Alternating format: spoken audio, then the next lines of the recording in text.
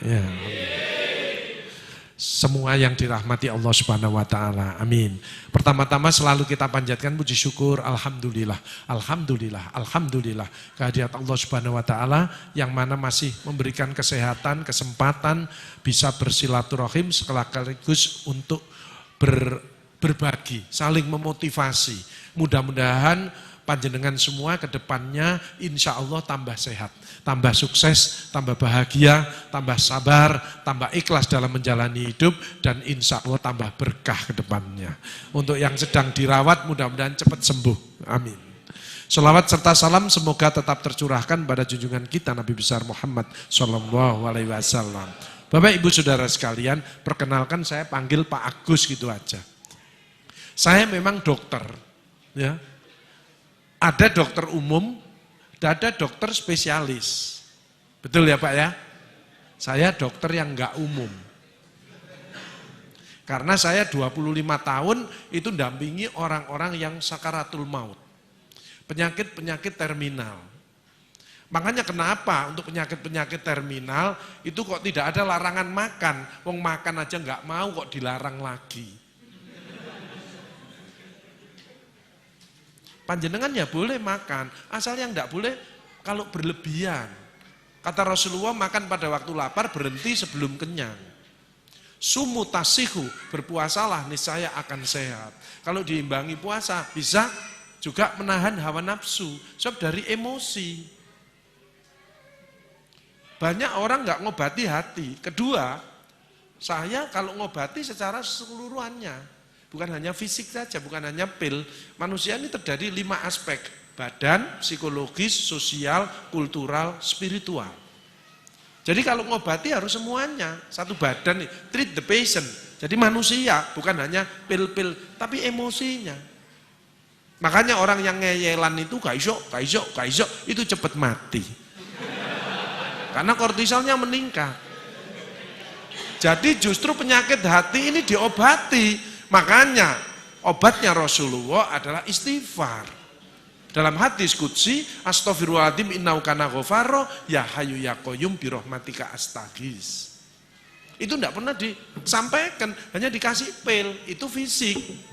Padahal kausanya di hati.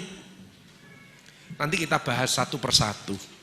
Makanya saya ini tugasnya adalah bagaimana orang itu tidak menderita, bagaimana orang itu semangat, dan bagaimana orang itu siap kalau sewaktu-waktu dipanggil sama Allah.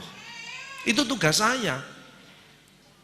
Jadi kalau ada orang sakaratul maut, lainnya ditinggal, saya enggak, saya rangkul, saya bimbing, saya dampingi, karena ini saat yang menentukan. Itu bedanya. Ya. Jadi saya di bagian penyakit terminal, sehingga saya kalau melihat orang sudah tahu orang ini masih takut sama istrinya, kelihatan. Ya, orang ini masih banyak utang, itu kelihatan. Kalau yang hadir di tempat ini wajahnya ini wajah surgawi. Orang-orang yang ikhlas. Orang-orang yang penuh syukur. Orang bersyukur itu mesti daya tahan tubuhnya meningkat, nggak gampang sakit. Alhamdulillah, alhamdulillah. Kelihatannya sepele. Kalau mengucapkan alhamdulillah, keluar hormon kebahagiaan. Daya tahan tubuhnya meningkat. Dan orang itu kalau bersyukur mesti bibirnya lebar. Ya apa kabare Pak? Alhamdulillah, alhamdulillah, alhamdulillah.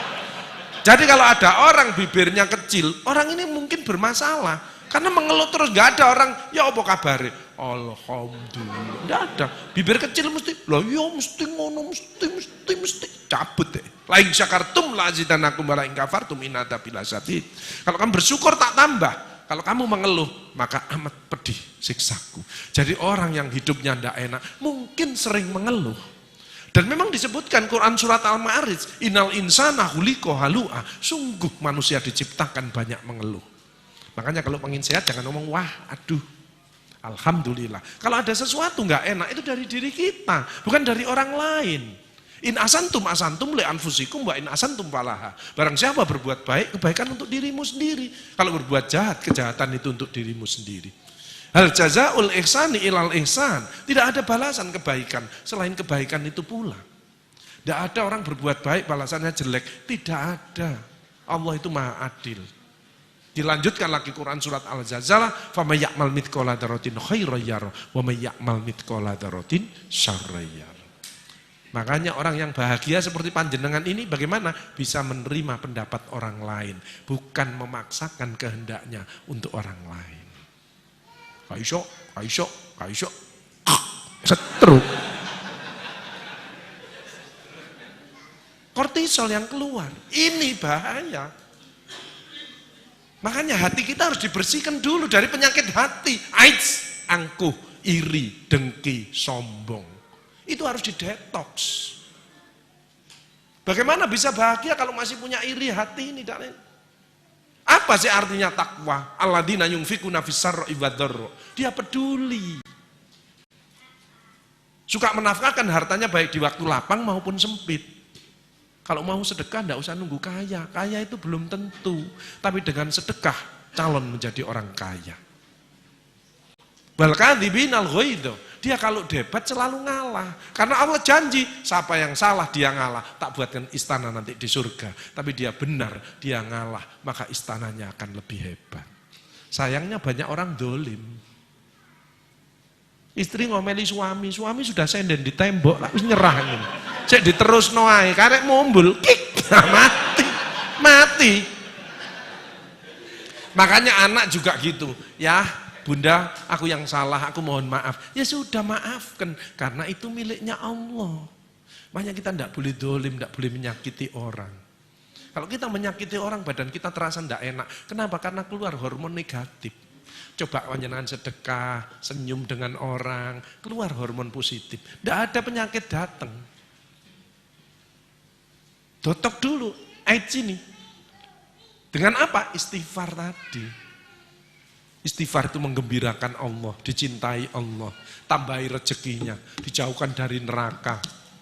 Dan yang penting, kalau istighfar itu, setan putus asa.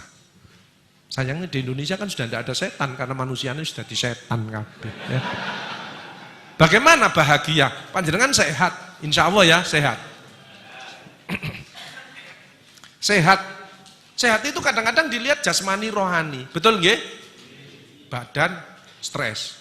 Padahal ada 8. Sehat fisik, panjenengan bisa ke sini. Alhamdulillah. Coba panas badan. Awake panas greges, tidak mungkin ke sini. Apalagi mencret, tidak mungkin wong gini. Ono pengajian nang masjid, rumah sakit Karimah Utama, gak iso aku, gak iso. Mencret kok. Kan ringan mencret, wong klepnya tidak bisa nutup. Kan tidak kelihatan. Beda kalau saya di bagian kanker, payudara kelihatan, mata, tangan kelihatan. Ini hanya mencret. Alhamdulillah. Sebutkan. Supaya keluar hormon kebahagiaan. Kadang-kadang orang tidak punya duit itu kenapa sih? Dia pelit, hitung-hitungan sama Allah. Dan Allah tidak hitung-hitungan dengan kita. Wa in ta'udzu nikmatallahi la tuhsuha. Barang siapa akan menghitung nikmatku tidak akan mampu. Kok bisa Pak Agus? Pasien saya rata-rata pakai oksigen. Wong terminal. Pakai oksigen. 1 oksigen ini bayar 1,5 juta. Kalau isinya habis, isinya tok 300.000. Jadi 1 tabung 1.800.000. Ini habis setengah hari. Jadi 1 hari 2 tabung, 3.600.000 hanya untuk oksigen. Belum infus, belum obat, belum dokternya dan lain sebagainya. Kita tidak pernah dibayar, tidak pernah bayar. Coba seandainya nanti kita panjenengan undur di rumah terus besok pagi ada tamu tok tok tok, assalamualaikum, waalaikumsalam warahmatullahi wabarakatuh. Saya utusan dari Allah ingin narik rekening berapa liter oksigen yang panjenengan hirup mulai lahir sampai sekarang. Oksigen tok, tidak usah anak, tidak usah rumah, tidak usah sepeda motor, tidak usah mobil, tidak usah tanah. Oksigen yang panjenengan hirup ditagih sama Allah. Panjenengan jawab. Panjenengan gini paling blek mati ya. Gitu kok kadang-kadang jahat sama istrinya, gitu kok kadang-kadang tidak mau baik dengan putra-putrinya, gitu kok kadang-kadang tidak nyapa sama tetangganya. Yuk kita rubah. Yuk kita istighfar 3 kali yuk. Astagfirullahaladzim, astagfirullahaladzim, astagfirullahaladzim. Ampuni ya Allah, ampuni ya Allah. Makanya Rasulullah itu manusia yang sudah dijamin masuk surga, tidak lepas dari istighfar 100 kali 1 hari. Apalagi kita yang penuh dengan dosa. Alhamdulillah ditambah Astagfirullahaladzim, ditolong sama Allah. Apa yang sulit? Tidak ada yang sulit dalam hidup. Yang sulit adalah dari dirinya sendiri, dari hatinya, dari pikirannya, dari ucapannya, dari perilakunya. Yuk jamaah semua kita keluarkan the power of heart. Hati yang selalu ingat kepada Allah. Hati yang selalu bersyukur kepada Allah. The power of mind. Pikiran selalu positif. Tidak pernah berisi yang negatif-negatif. Kemarin ada orang mau makan sate, pikirannya negatif. Satenya dipegang terus ngomongnya gini, ya apa enggak kolesterolku. Jadi satenya utuh, kolesterolnya naik. Nah pikirannya negatif kok, keluar orang negatif. Betul? Coba ngomongnya gini, ya Allah tambahi kesehatanku dengan sate ini dan buang semua penyakit yang ada di tubuhku dengan sate ini. Maka yang keluar hormon positif, sate ini kalau dimakan bukan jadi kolesterol tapi jadi tenaga untuk kita bisa beribadah dan berkarya. Alhamdulillah. Apa harta penting Pak Agus? Penting, tapi yang cari yang barokah, hasilnya halal. Tapi kalau ada sebagian diberikan, itu namanya berkah, selalu bertambah kebahagiaannya. Tapi kalau ditumpuk untuk dirinya sendiri malah jadi bencana. Teman saya ada, sukses, pendidikannya tinggi, anaknya di luar negeri, rumahnya banyak, perusahaannya banyak. Mobilnya ganti-ganti, ternyata dia kena diabetes, kena stroke, pasang ring.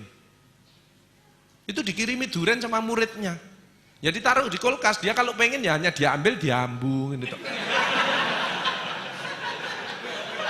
Nggak berani makan. Coba bayangkan. Akhirnya ngomong, Pak Agus, wes gak peduli aku, gak adik ngene-ngenean, gak iso bahagia aku. Uangnya banyak, nggak berani makan coba. Kalau lainnya makan sate dimakan, dia enggak, dicecepi. Untuk apa harta? Hanya perbanyak sedekah. Sedekah kenapa bisa menyembuhkan? As-shadaqatu daf'ul bala. Sedekah menjauhkan dari daripada bala. Kenapa? Orang sedekah menyenangkan orang yang keluar hormon positif. Penyakitnya lama-lama tambah baik, tambah baik. Yuk kita introspeksi diri. Enggak usah nyalakan si A, si B. Ada orang nyalakan, aku gak cocok sama ibu itu, misalkan ibu-ibu. Ya gak apa-apa, ibu itu dari kiri, ibu dari kanan. Beda gak masalah. Yuk kita makan sambil sarapan, kita cari solusi. Betul? Ada ibu datang gini, aku gak cocok ambil ibu-iku, yuk gak cocok ambil iku, yuk gak cocok ambil iku, yuk gak cocok ambil iku. Ya ibu yang sakit, ngomong gitu aja. Lah masa orang ini jelek semuanya? Setuju nggih? Setelah pulang tidak ada. Jadi orang yang suka nyalahkan orang lain, menuduh, itu hatinya kotor.